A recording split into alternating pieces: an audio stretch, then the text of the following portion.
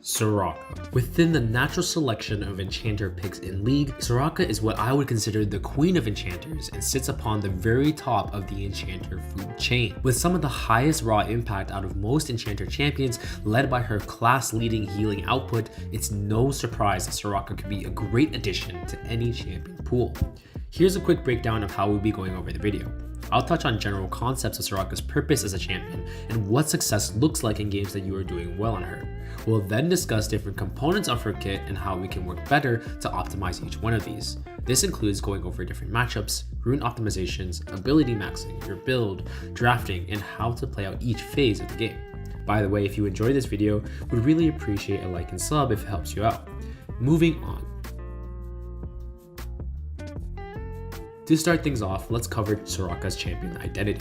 In terms of overall playstyle, she's just like any other enchanter. She loves front to back team fights, and if she can chill in the back unscathed, she's going to reap maximum value.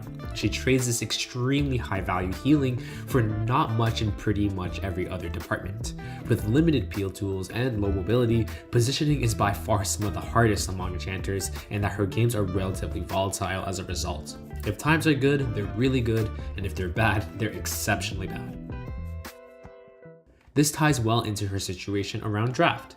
Despite how oppressive and powerful she can be, I'd consider Soraka to be a relatively niche and specific champion, and we should acknowledge some scenarios where it might be harder for her to be picked. In solo queue, you could probably still pick her in every situation and game if you want to commit a lot of time to her and just learn her weaknesses firsthand, but I'll still go through and explain it a little bit.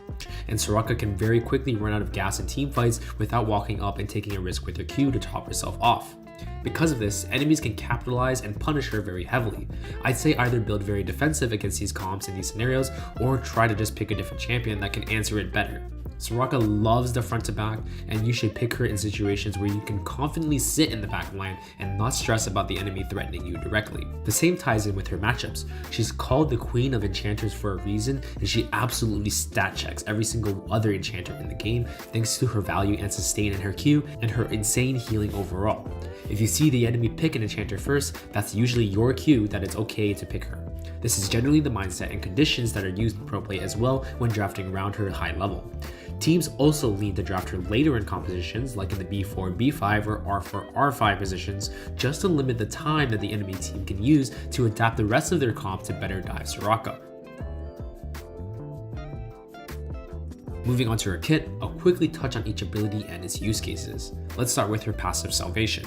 This basically turns Soraka into ambulance mode and gives you significantly increased move speed towards allies that are low HP. Use it to rotate quickly to skirmishes or also run away in some situations. For example, if you're running away from a fight, you can have your low HP teammate be further away or ahead, and then you can use that homie as an effective move speed boost for yourself in order to run. Ironically, they still have to be low in order for this to work, so there's a bit of a balance of having that ally starve of your heals actually so that you can move faster. Soraka's Q Star Call is her main harass tool and is what allows you to gain ridiculous value in the early stages of the game. This ability summons a slow field from the sky, slowing enemies and granting Soraka free health per enemy hit.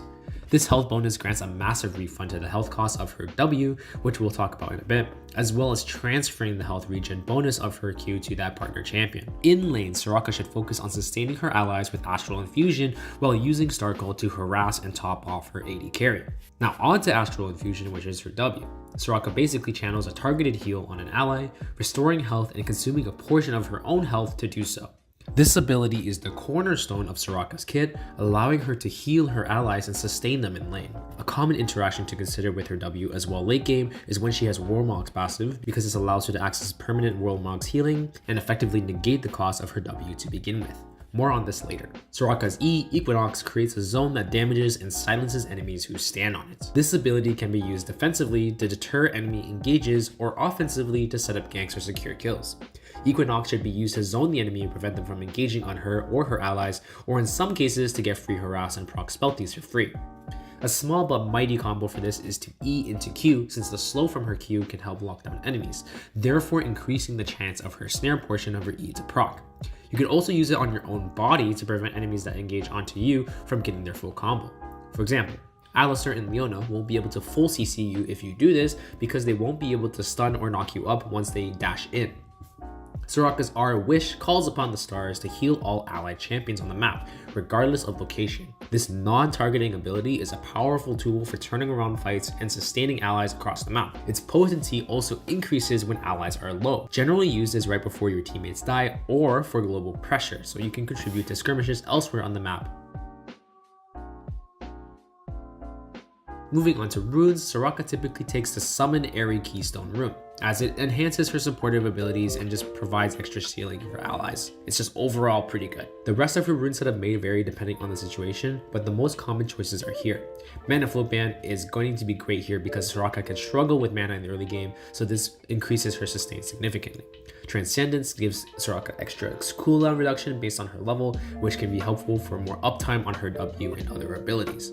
Gathering Storm is more of just like a stat check ability. This can be swapped out for Scorch in situations where you feel like you need more early game pressure, but I really am a fan of Gathering Storm overall because of just how much value it can provide over time. Your secondary tree is normally Resolve, so you can access Revitalize, which enhances Soraka's healing and shielding abilities, making her even more effective at keeping her allies alive. This is typically paired with Bone Plating for tough matchups, or conditioning if Bone Plating isn't really necessary. If you manage to pick Soraka into a comp where she feels heavily threatened, you can swap your primary and secondary trees to go for a Guardian focus page instead. This runs Guardian, of course, with Fawn of Life, Bone Plating, and Revitalize. Then you can choose your favorite 2 sorcery runes. I like Mana Flow Band and Gathering Storm, but Transcendence is also really strong here, so just take your favorite 2. For adaptive runes, I like going double adaptive in a resistance rune, but you can swap out one of the adaptive runes for another resistance rune if you need additional survivability in the early game. For items, Soraka pretty much builds standard enchanter for the most part, with the exception of a couple of funny interactions, like the Warmugs one I was talking about earlier. This one specifically should only be built against poke comps so that it pretty much negates the enemy poke. For starting items, you should go Spell Thieves in all lanes except for ones with a lot of all-in. In these situations, I'd actually swap to Relic Shield instead, so that you don't have to overextend in lane to harass for Q and generate gold. This makes the laning phase much safer in those situations, and you'll be thankful for not having to walk up often. For Mythics, she'll go Moonstone most of the time since it's such a natural fit with her playstyle. In faster paced teamfights, Shurelius can also be a decent Mythic to pick up. Pair this with Lucidity Boots every game and you'll have a very solid core to work with. From here, you've got a few options based on what the situation calls for. If you don't really know what to get second, you generally can't go wrong with Redemption, since it's an all-around item that also complements with your kit. If the enemy has a lot of healing though, I'd make an exception here and recommend going Chemtech Putrefier right away. It's your job as the enchanter to provide heal cut without eating into your teammates' financial resources, so it's very important that you cop it ASAP when you need it. Other options include Mikhail's if the enemy has really cringe CC that you need to cleanse for, or Staff of Flowing Water or Incenser if your team heavily relies on AP or on hits respectively. From here, just spam by Pink Wits pretty much and Wardstone, and that's pretty much the build every game. Keep in mind that we are limited to the time of this recording, so the items and builds that you're going to have are subject to change. Now let's talk about matchups. To quickly touch on enchanters, if the enemy's picked one, Soraka's got it. She pretty much outscales and outvalues every single one of them, with the only plausible even matchup being Sona. Engaged champions, however, is another story. Soraka has to be extremely careful in these matchups and give as much respect as possible. Oftentimes, even going for your Q in these lanes can be a risky venture, so your goal shifts from wanting to dominate lane to simply hoping to survive the lane phase. Position together with your ADC so that you have as much agency as possible in skirmishes, and make sure you use your E to disrupt enemy engaged tools. In these cases, you also want the wave on your side as much as possible. This ensures maximum survivability and closes the gap between the lane and your tower so that you can transition into mid-game more safely. In teamfights as the game progresses, Soraka should continue to prioritize healing her allies and using Wish to turn fights around.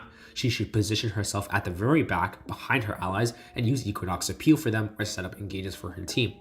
As an extremely high value backliner, teams are going to be actively looking for angles on you, sometimes even more so than AD carries. Soraka is vulnerable to all-ins and burst damage, very much so, and so it's important to be aware of enemy engage potential, effective range, and to position yourself safely to compensate. You should also be mindful of your own health in teamfights and use your W sparingly to avoid overextending and putting yourself at risk. Save your E for preventing high value enemy cooldowns from going off at key times. An example is if you see an Alistar about to engage on your team, you can pop your E so that his timing gets disjointed. By far, the biggest thing here is that there are a lot of times where it's illegal for you to walk up in Q so you can access its regen. As much as you want to do it, I know, it often actually forces Soraka to walk into extremely punishable positions, so you have to acknowledge that it's sometimes just not allowed in fights.